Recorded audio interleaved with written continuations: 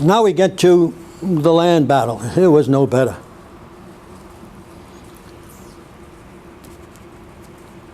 The weeks they cleared that out. The Army, when they continued south, they came across the first defensive line, which stymied them, stopped them cold. Heavy casualties. It took them weeks to get by that first line. Then they went into the second line, which is even worse.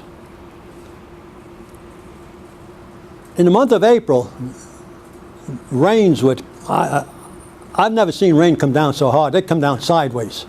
And it was into the monsoon season. And you couldn't get supplies up. The mud was knee deep.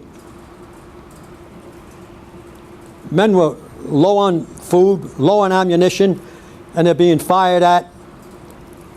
And then to top it off, a typhoon comes. There's no protection for these soldiers. The fleet had to scatter.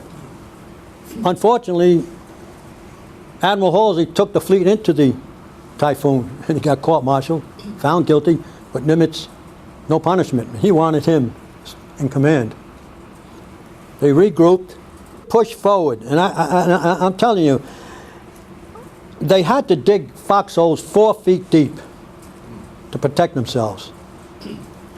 And the rain would come down, and the mud would come in, and nobody could pick up the dead bodies. And these dead bodies would be just rotting there, and some of them would just float right into the dugouts, foxholes. Rain stopped, and the push began again. The heat. I mean, sweat like you never believed. I never seen a place that was so humid and so hot in the last months of May and in June. You were constantly, my underwear would rot, my clothes would rot, but nobody was firing at me. And at the end of the day, I could take a cool shower, change clothes, and have a good meal. Not these soldiers and Marines. I mean, they suffered plenty. Now, finally, they break through the second line, and here they are on the major line at the Shuri line. The Japanese didn't want to be surrounded and taken from the sides. There was a place called Sugarloaf Hill. It took the Marines had this side and the Army had this side. It took the Marines 3 weeks with 3,000 casualties to take this hill. The Army faced the same situation over here on Conical Hill. The Army was a little bit fortunate. They broke through on the side, came around the Japanese and took that, but they came a lot of heavy casualties. The Japanese defensive broke.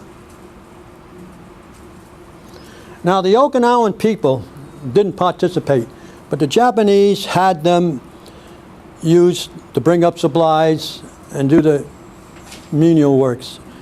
They used Okinawan teenage girls as nurses' aides. They told the Okinawans to be afraid of the Americans, because in order to become a Marine, you first had to kill your parents until they die. Unfortunately, there's a place I visited, it was called Caves of the Virgin. What the Japanese did was gave these girls hand grenades to kill themselves rather than be captured by the Americans, and that they did. And one cave was a couple of hundred of these young teenage Okinawan girls that went in there. The Army, well, the Japanese were in the caves. Well, they thought there was a Japanese cave, and Army engineers came down and bulldozed it and closed it up. By the time they found out, the villagers told them what happened, they uncovered it, but it was too late. And that was a sad sight to see. To get back to the Navy, there is no monument in Washington, D.C. to commemorate what the Fifth Fleet did. I mean, it's unheard of. Nobody knows about it. There's no monuments. Now, the battle that took place with all them damages and sunken ships. Now, the great battle of Midway, we lost one carrier, and that battle lasted a couple of hours. And that terrific battle that the Navy sunk in the Philippines, they just broke the Japanese Navy completely. They lost 3 escort carriers, a cruiser, 2 destroyers, and a destroyer escort, and under 1,000 men. The Navy, deaths, 7,900. There is no monument in Washington, D.C. like they have on Iwo Jima for the Navy. And today nobody knows about it, what they did, and what the Army and the Marines did on Okinawa. When they raised that flag, when the Marines raised that flag up on Sugarloaf, nobody even knows it. And it was 5 times worse than Zorobachi. Now, the United States can become a killing machine, no question about it. But the humanity and the heart and the kindness that Americans have, that in that fleet of 1,500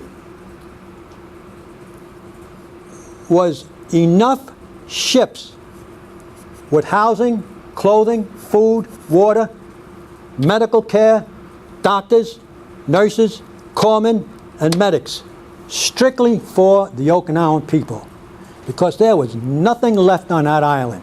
Nothing was standing. 120,000 Japanese died. 7,000 gave up, and that 120,000, I'm including the almost 8,000 kamikazes and the 3,000 from the Armada. Among the 7,900 Navy men that died, equal amount of them was wounded. The Army took the most casualties, not in deaths. There were just a couple of hundred less than the Navy. But the highest casualty wounded was from the Army. Marines took the least. And is there any questions?